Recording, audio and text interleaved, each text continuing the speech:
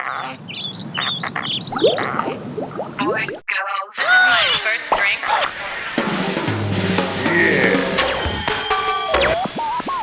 In love at the moment? No.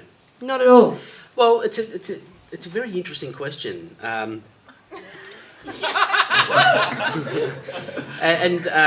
I knew I was going to be asked this tonight, so I've had some thoughts. All right. And no, I'm not in love. Yeah. I love, Yeah. but I'm not in love. I was got up this morning and I was buttering my toast in my jammies, and my wife was in her mockies. Actually, not. Is your wife here tonight? No, she's not. But you are married to someone? Oh yeah. Yeah.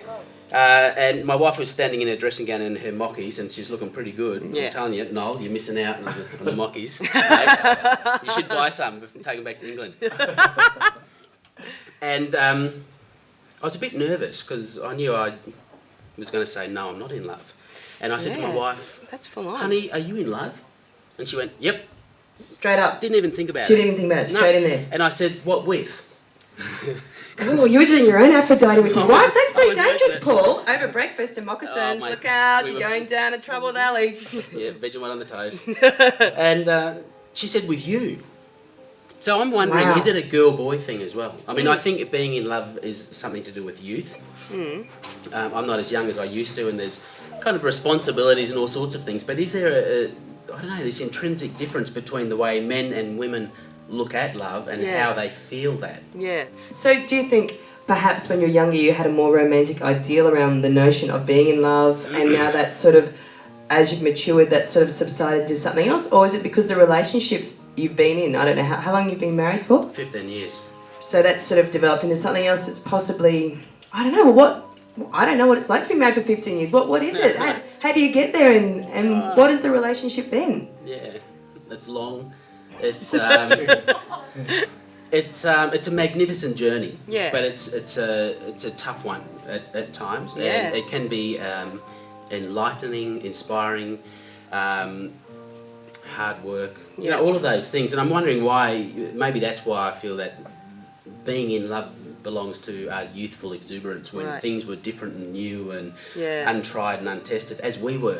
Yeah. And then that develops over relationships. But and time. surely it must be a different, like you're still in love, but a different kind of love. Like it's not that new, fresh, passionate part, perhaps. I don't know. Like it must be, or, I mean, what could the word be for where you are now in that relationship? Oh, love. It is love. Yeah, I think being in love, I don't know. I mean, I'd love to know what the audience think about this. That can you still be in love at 50, or does it change? Does it become a more mature? Well, I'm saying more mature, maybe less mature. There's something about it that is different. Look, I can still remember meeting my wife and falling in love.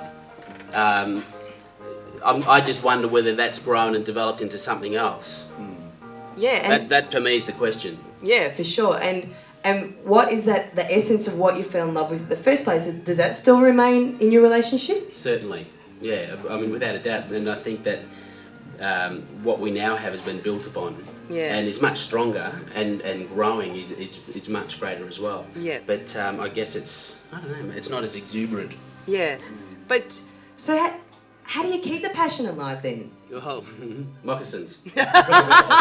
Plenty of moccasins and Vegemite. Yeah, look, That always does it. you know, it is hard. I mean, I've got a 13-year-old daughter who came home the other day and said, "Dad, I'm ready to pash. Dad, what's going to happen? I'm going to kill the bastard." Oh my God, is that how you really feel? No, I don't. Look, it's, You do. Inside, I'm scared because Yeah. my job really is to guide her to this point in her life where she wants to come, wants to pash. Yeah. And I have to, hope that she's safe, but it has to happen. This is a normal thing. How many kids you got? I've got 3. Right. 3 daughters. Wow. So I'm in a lot of trouble.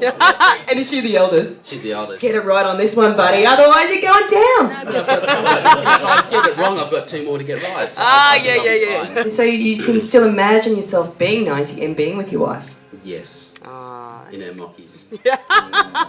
No, she's without a doubt. And so, will there become a point when you and your wife will? What's your daughter's name?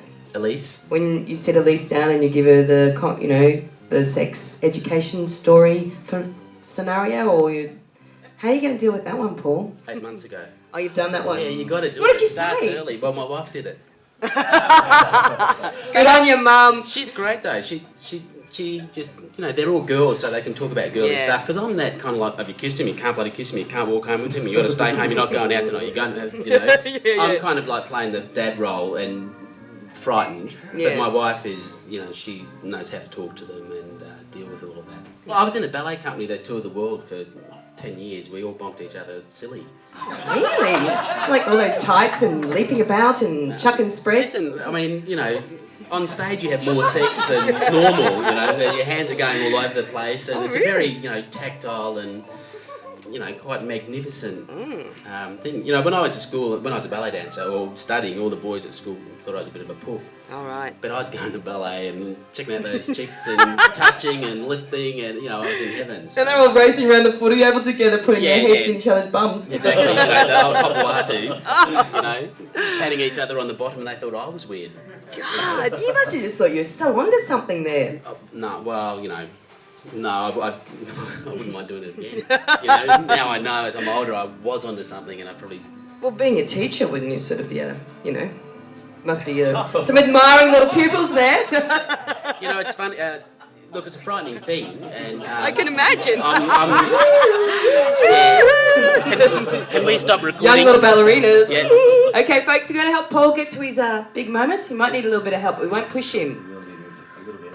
I just want you to feel relaxed about it. Just everyone chill out, just everyone, and together. And go from 10 to 1. Okay, ready. 10. Oh, dear, hang on, start again. Sorry. What happened? Sorry about that. Oh. Sorry, We're all trying to be too soft. but I Yes, just. I know, we're all helping out. That was it, I peaked.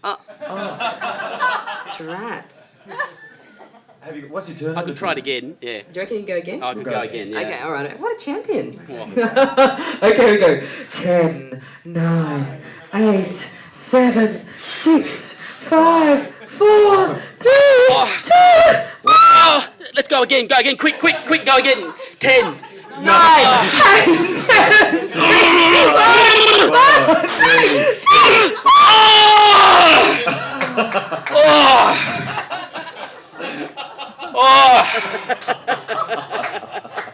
Oh my God!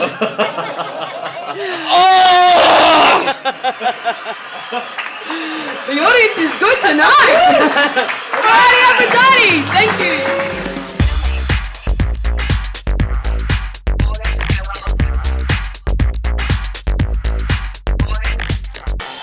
How do you keep the passion alive then? Oh, moccasins.